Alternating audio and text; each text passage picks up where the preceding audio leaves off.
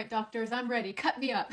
If you have asymmetrical eyebrows, they're completely uneven, this video is for you. I've seen so many brow artists use this. I've always wanted to try it. First step is finding the inner corner of the eye and marking a line like that, and repeating it on the other side. Found this little ruler eyebrow thing, marking where that center is. Cool. Now we're gonna mark this line. Cool. On this side only, we find 1/3 and we make a mark. We're gonna draw another line. And this new line is where our eyebrow should start. 1/3 in. You could also get crazy and use one of these measuring tools, find that distance and then divide it by 3. But you can also use a straight edge and line up the top of the bulb of your nostril, and that should be where your eyebrow begins too. I actually don't need those outer lines at all. And then we find where the beginning of our eyebrow starts to go along that angle. And then the top, this is showing the thickness. Mark the middle of your lip. Cute. And for the arch, we're going to go from the middle of the lip to the outside of our pupil, the black part of our eye. Okay, that one was a little harder to do. For the tail, we take the middle of the lip and the corner of the eye right there.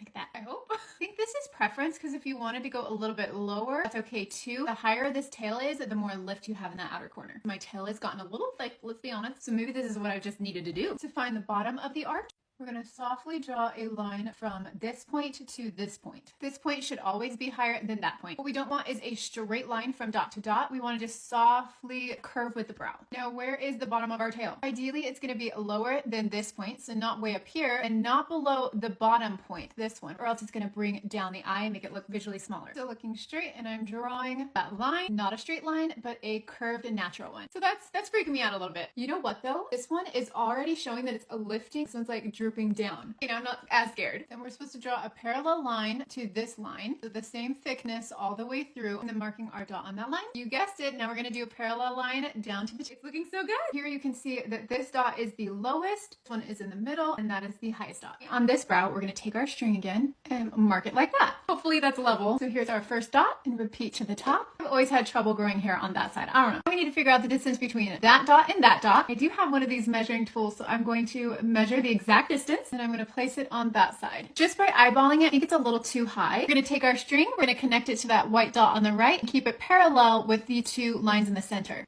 Like that. Oh, I did it a little too high. But even so, you can see that the white dot is higher than this line, and this one's lower. I'm going to take that one off, and then remeasure it one more time. Are they even? Close enough, I hope. To get the tail the same, we're going to take the measurement from this dot to that dot. We're going to mark it brown. Now we found the vertical line where the point needs to be, but we need to find the right level to match. Now we're going to connect the tail to the arch and cross through the middle line. Like that. And we're going to cross that point on the middle of our forehead, go through the arch, straight down. Wow, that was not that hard. And here's our third point. Oh my gosh! And then to find this inner arch, we're going to take the measurement from the top of our arch to our drawn out line. Not like this, but like this. Flip it to the other side, mark it. So this line is equal to this line. So we have to come in just a little bit there. We can double check that by taking this measurement, making sure it lines up to that measurement. Getting rid of that one, and gently tracing with white to match the other eyebrow. Oh my gosh, it looks like I'm going into surgery for a brow lift. This has given me a game plan. I know what hair to remove. I mapped out my eyebrows to get them as symmetrical as I can, and now we're actually going to make it happen. I'm going to tweeze off my brows. Starting with these brow hairs, they have been bugging me so much. I will only use my tweezer minute tweezers. I'm literally about to tweeze off all those hairs. Oh my gosh. You could go in with a razor and just shave it off, but I want all the control I can get, so I'm going to use my tweezers. Did I really just do that?